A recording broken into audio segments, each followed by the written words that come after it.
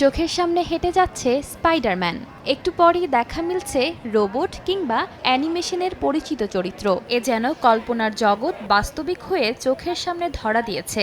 যুক্তরাষ্ট্রের ক্যালিফোর্নিয়া অঙ্গরাজ্যের সান দিয়াগো শহরে শুরু হয়েছে বিশ্বের অন্যতম বড় পপ কালচার উৎসব সান দিয়াগো কমিক কন।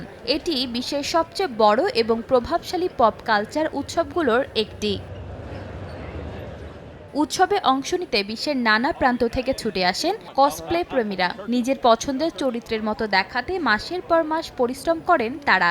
নিজেরাই বানান পছন্দের চরিত্রের পোশাক, মাস্ক আর নানা সরঞ্জাম। তবে এতে খরচও হয় শত শত ডলার। জানুয়ারি থেকেই শুরু করেছিলাম পোশাক তৈরির কাজ। এতে আমার খরচ হয়েছে $400। তবুও আমি খুশি এই উৎসবে যোগ দিতে পেরে।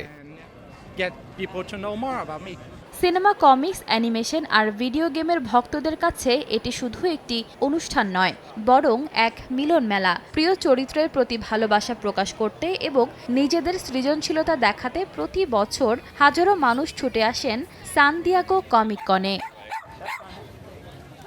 ইশিতা আক্তার, সময় সংবাদ।